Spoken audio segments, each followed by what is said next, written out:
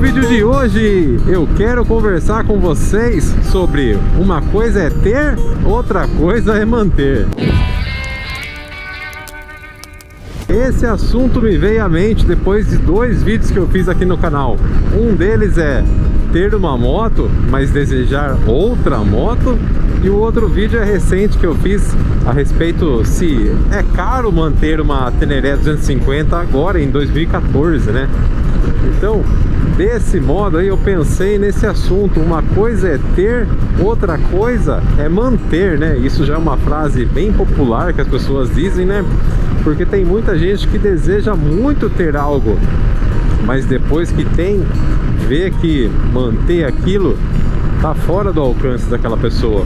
Muitas vezes até mesmo para conquistar aquele bem já foi um sacrifício enorme, já foi difícil. Só que você conseguir comprar algo, é importante que você saiba quanto custa para manter aquele algo, porque comprar é uma coisa, mas normalmente as coisas precisam de manutenção durante o seu funcionamento, né, para o seu uso e tudo mais. Então é importante você ter aí um planejamento e ter um conhecimento para você saber se você consegue manter aquelas coisas. Isso acontecia muito quando eu era adolescente e eu desejava ter alguma moto que estava naquela fase ali onde eu ainda não tinha habilitação para poder ter uma moto, sabe? E aí depois eu tirei carta e tal. Quando eu comecei a ter recurso financeiro para ter tal moto, aquela moto já era antiga já, só que ela ainda era muito boa. Só que eu acabei não passando por isso, mas tiveram amigos meus que passaram isso com motos e com o carro. Teve uma época, não sei se quem está assistindo aí lembra ou viveu isso, dependendo da idade da pessoa. Teve uma época que tinha um carro da Volkswagen, um Passat, que se chamava Passat alemão, que ele era produzido na Alemanha e importado aqui pra gente, pro Brasil. E era um carro muito desejado, porque na época era um carro super luxo, era um carro que tinha um motorzão, e ele era muito desejado pelas pessoas que na minha adolescência, um pedaço da infância ali, viam aquele carro ali como o top daquela época. E quando eu tirei carta, lá eu fiz meus 20 e poucos anos, eu lembro que alguns amigos meus que desejaram esse carro lá na época que ele era novo, puderam ter ele naquele período ali depois de tirar a carta. Então aquele carro já era um carro usado, um carro de 10 anos mais ou menos de mercado. E daí esses caras, amigos meus, compraram. Eu lembro que teve um que comprou um desse e tem um outro que comprou um Golf. Eu não lembro se era alemão também ou se era argentino, alguma coisa assim. Eu sei que era de outro país, mas eu sei que a reposição de peças daquele carro ali era importada, porque parece que não tinha muita oferta para as peças daqueles carros ali que eles eram ditos como importados na época, né? E esses dois meus amigos compraram um carro com bastante sacrifício para conseguir ali ter o recurso financeiro para pagar o carro, mas os dois tiveram problemas mecânicos e o carro ficou parado na garagem dele por vários meses, porque eles não tinham dinheiro para manter aquele carro funcionando. Eles tiveram dinheiro para conseguir conquistar, comprar aquele carro, mas ter dinheiro para pagar o custo da manutenção daquele carro, sei lá, que seja peças de desgaste natural, né? Uma pastilha, um óleo, um filtro de óleo, algumas peças que são de desgastes naturais, mas específicas daquele carro, era extremamente caro. Por quê? Normalmente, um carro, quando ele é luxo, depois que ele envelhece, ele passa a ser um carro mais velho, assim. Mas normalmente a manutenção dele continua sendo o custo de uma manutenção de um carro luxo. Então, você tem um carro de 10 anos atrás, mas que a manutenção dele é praticamente a de um carro de luxo atual, um carro novo. E às vezes quando a gente sonha em ter um bem, normalmente tratando-se aqui de veículos, né, carros ou motos, a gente meio que não calcula isso, né, o peso dessa questão do manter, do custo para você manter esse bem em pleno funcionamento ou o mínimo possível, né?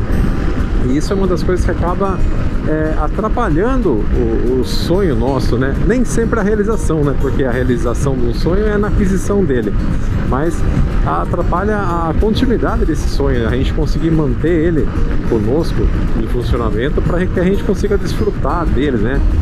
Eu tenho um outro amigo que passou por isso também, mas foi com uma moto. Esse já foi mais recente, acho que questão de uns 3 meses atrás. Deixa eu só passar o pedágio aqui, eu continuo contando essa história com maior detalhe. Vamos lá, pedágio passado.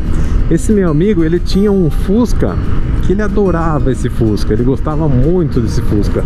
Ele ficou com esse Fusca por anos e reformando ele com o maior cuidado do mundo.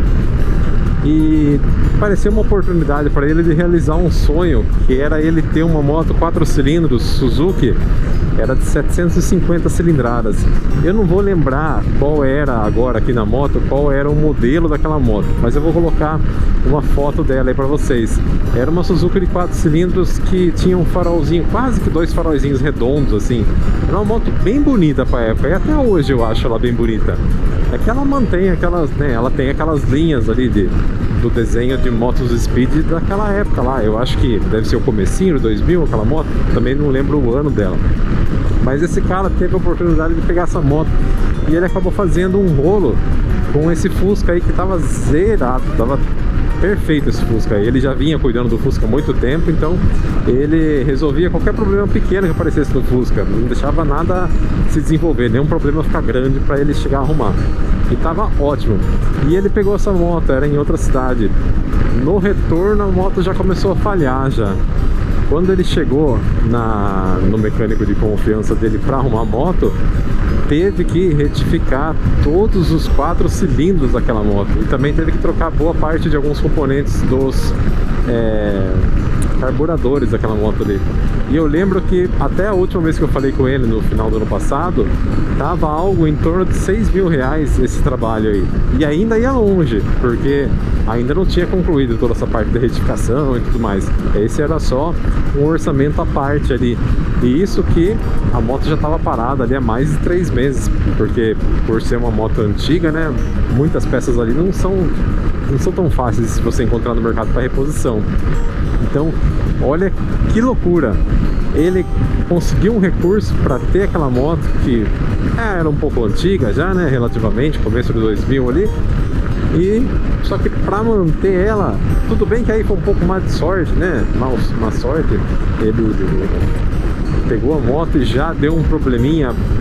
Segundo a análise do mecânico, eu não lembro qual que era o diagnóstico, mas era um problema pequeno. O problema foi que ele estava em viagem e ele precisou continuar aquela viagem. E como era o sonho dele ter uma moto Speed, ele deve ter puxado um pouquinho ali. Ele pensou, eu acho, né? Conquistei minha moto agora, que eu sempre quis. Sei que ela, sei lá, chega a 200 e pouco. Vou puxar. Aí ele fez isso. E daí com isso acabou agravando o problema. Né? Um pouco de responsabilidade ali ele tem, mas não sei se foi só o acaso, se teve participação do dono anterior, mas enfim, é complicado quando a gente tem um recurso para conseguir adquirir um bem, e nesse caso nem foi manter aquele bem com peças de desgaste natural, não, aquele foi um problema específico. Eu também tive isso, passei por algo similar ao desse amigo, né? Quando eu comprei a Falco, ela me deu um problema que ficou em torno de 3 mil reais para consertar, mas ali foi um defeito, assim como o dele também, mas no caso não houve um excesso meu, algum tipo de exagero na velocidade, no uso da moto, foi simplesmente um defeito que veio quando eu a comprei. Mas é muito complicado quando alguém busca um sonho de ter um veículo, né? Não sei se posso falar um sonho, né? Acho que sim, né? Um desejo aí de ter uma posse, de ter um bem, e quando compra não consegue manter ele, mesmo que seja pelas peças aí de desgaste natural, pelas coisas que você precisa trocar em qualquer carro, só que naquele ali específico é um pouco mais caro do que a média que você está acostumado ou que você saiba, né? E isso acontece muito com carros que são acima da média, né? Por exemplo, um carro de luxo antigo, um carro que tem um motor grande, mas que ele é antigo, né? É bem complicado. Acho que quem aí deve ter minha idade, uns 30 e poucos anos, lembra da era do Maré a Turbo. Quanto de BO dava aquele carro? E aquele carro dava muito problema na mão dos jovens, porque era um carro de 5 cilindros, bem famoso para a época, por algum período ele foi como carro nacional um dos mais potentes que tinha aí. E a galera que era jovem queria aquele carro. Só que quando você normalmente, né, quando você é jovem, você não tem tanto recurso financeiro, né? Existem casos e casos, mas normalmente você está em ascensão ali, financeiramente, profissionalmente. Então o cara já buscou ali um carro top para as condições que ele tinha, e daí dava os problemas comuns ali que o Maré a Turbo dava na época, e a galera daí ficava, quanto o Maré a Turbo ficou parado em mecânicas, oficinas mecânicas por muitos meses, até anos, para conseguir resolver o problema, né? Conseguir as peças, ou para que a pessoa tivesse recurso para pagar aquele serviço ali. Eu conheci bastante mecânicas que tiveram esse problema, tanto que tem muita mecânica que já faz muito tempo que não pega Maré a Turbo por causa dessa questão. Ficou meio com uma espécie de uma fama dele ali, um problema crônico, não sei como posso dizer, que aquele motor de 5 cilindros veio e a galera usou ele até não querer mais, usou ele no extremo, né, por ser um motorzão pra época. E isso acontece muito, né, é cíclico, né, o tempo passa, o tempo voa e vão aparecendo os carros, motos que chamam as nossas atenções, e a gente acaba comprando porque muitas vezes é um sonho nosso, um desejo antigo de quando a gente ainda era relativamente pequeno, não tinha condições, tipo assim, não tinha habilitação para dirigir aquela moto, ou não tinha dinheiro para ter aquela moto, e consegue ter o dinheiro quando já está um pouco mais de tempo para frente, né? Quando aquela moto já está um pouco mais velha, ou o seu poder aquisitivo aumenta, ou o valor daquela moto diminui, e acaba se encontrando um com o outro, né? O que você pode pagar é o que aquela moto vale hoje, mas muitas vezes ela já passou o timing, né, para você poder ter aquela moto com confiança, e você acaba pegando um problemão. Eu já desejei muito ter moto 4 cilindros. Eu nunca fiz uma viagem assim, nunca dirigi moto de 4 cilindros, mesmo que seja uma Speed ou uma Naked, né? Hoje tem até aquelas crossover, né? Tipo a BMW tem uma lá que é de 1000 cilindradas, que é de 4 cilindros. Também tem a Versys, né? Versys 1000, é 4 cilindros. Eu acho o barulho de 4 cilindros lindo. Uma das motos 4 cilindros que eu mais acho bonito é aquele último modelo da Hornet que saiu. Eu acho linda aquela moto, de verdade. Até hoje eu vejo aquele último modelo, eu acho muito bonito. Só que eu sei... Vai secou a garganta aqui. Só que eu sei que pegar uma moto daquela lá hoje é uma enorme chance de ser uma grandíssima dor de cabeça, devido ao perfil daquela moto e devido ao perfil do público que gosta daquela moto por muito tempo aí. Aquela moto ela chega a 200 e poucos quilômetros por hora, não lembro se era 249, e eu gostaria de ter aquela moto porque eu acho ela bonita, e porque eu gostaria de ter um 4 cilindros para experimentar como que é aquele motor liso e tudo mais. Mas eu não gostaria não tenho interesse em passar do limite de velocidade da estrada aqui. Mas o perfil do público que gosta daquela moto, que teve aquela moto antes de eu conseguir ter ela, com certeza uma hora ou outra passou alguém que tinha o desejo de buscar aí, saber, de confirmar se realmente aquela moto chega em 249 ou 200 e quanto que ela chega.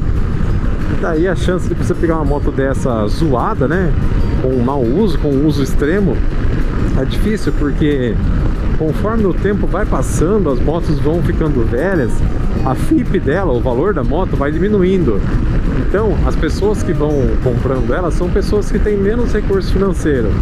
Só que a manutenção delas continua caro. Como eu disse ali atrás, a manutenção de uma moto de luxo, por mais que ela envelheça, continua sendo a manutenção de uma moto de luxo. Então, o custo continua igual. Só que conforme a FIP abaixa, o valor da moto diminui e pessoas com menos poder aquisitivo a compram, essas pessoas elas não vão conseguir manter a manutenção com a qualidade de uma moto de luxo. Eu tô falando moto de luxo, mas acho que é carro do luxo que fala, né? Acho que moto seria tipo moto premium, acho que seria o certo. Mas vocês estão entendendo.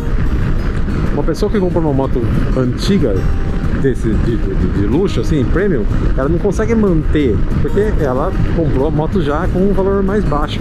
Então, ela vai acabar mantendo com uma manutenção com uma qualidade inferior ao qual aquela moto precisa. E daí com isso vai de repente sucateando algumas peças, vai fazendo manutenções ruins para tampar o buraco, para deixar para depois, tipo assim, isso aqui eu consigo deixar para depois. Então, quando eu tiver dinheiro, eu arrumo. Sabe aquela coisa assim? Quando der, eu arrumo. Tem coisas que você precisa arrumar para a moto funcionar e tem coisas que você consegue arrumar depois. Quando der, você arruma. E vai ficando assim. E isso vai acontecendo com motos de luxo. Eu tive uma Custom, uma Shadow 750 ano 2011, que ela estava em excelente estado. Mas naquele período que eu fiquei com ela, eu fui vendo os custos para se manter uma moto dela, daquele modelo, daquele estilo, e eu vi que eu não conseguiria arcar. Por exemplo, o pneu traseiro dela custava R$ 1.400. Naquele período que eu fiquei com ela foi em 2021. Meio de 2021 até o meio de 2022 tive aquela moto. E o pneu dela custava R$ 1.400. Hoje já deve estar um pouquinho mais caro, porque como além do pneu da Custom ser grande, né? Moto Custom tem pouca, né? Então existem poucos pneus no mercado. O pessoal fabrica pouco. E com isso acaba ficando que o custo do pneu vai subindo, né? Ainda mais durante a pandemia, a coisa subiu pra caramba. Então eu fui vendo que eu não conseguiria manter aquela moto. Aí quando eu fui trocar, já peguei o pneu traseiro de uma marca inferior, nacional, Technic, paguei 600 e pouco. Já achei meio salgado, 600 e pouco. É um pneu bom, acho que dessa Teneré aqui. Só que a Shadow 750 2011, por mais que ela já fosse uma moto um pouco mais antiga, ela ainda era uma moto de luxo, tinha peças com aquele custo de uma moto de luxo. Esse foi um dos motivos de eu passar ela pra frente, além de toda aquela questão que eu já falei num outro vídeo aí a respeito dela, que era uma moto que não estava mais me servindo para usar dentro da cidade, que era no perfil naquele momento. Mas existe essa questão, eu passei por isso e eu tenho certeza que se eu ficasse com aquela moto por mais algum tempo, possivelmente eu ia acabar sucateando mais peças. Ia quebrar um cabo de aço, ia puxar um cabo de aço de alguma moto aí que servisse nela, ia quebrar uma borrachinha, ou ia buscar uma borrachinha que servisse, que fosse de outra moto, mas que servisse nela. Isso acaba acontecendo. Até muita gente bota o apelido de Mad Max em motos customs antigas, porque normalmente elas são assim. Normalmente ela é composta por peças de várias outras motos, que são peças mais baratas, né, atualmente, para conseguir fazer com que aquela moto ainda fique inteira, né, ainda fique usável, utilizável. Então isso acaba acontecendo muito. E essa questão do Mad Max, de você sucatear uma moto, é um pouco essa questão de uma coisa é você conseguir ter a coisa, uma coisa é você comprar a moto, outra coisa é você conseguir manter. E isso acaba acontecendo muito nessas motos que tiveram alto valor quando foram lançadas, né? Moto de luxo, moto premium, mas que o valor dela foi caindo aos poucos, e aí chega no momento que ela cai na mão de uma pessoa mais simples, que não tem o recurso de manter ela. E quem tem o dinheiro para manter uma moto dessa, normalmente está com uma moto nova, dessa daí, né? Do exemplo assim. Então é isso, gente. Vocês gostaram desse vídeo aí? Ficou meio doidão, mas acho que eu consegui passar um pouco da minha ideia aqui a respeito desse assunto. Deixa um like aí para ajudar a gente, por favor, isso ajuda muito o vídeo aí.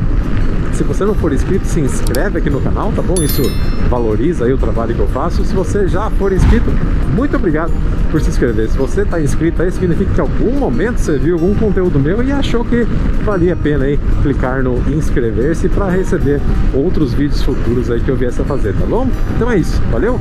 Forte abraço e até o próximo vídeo.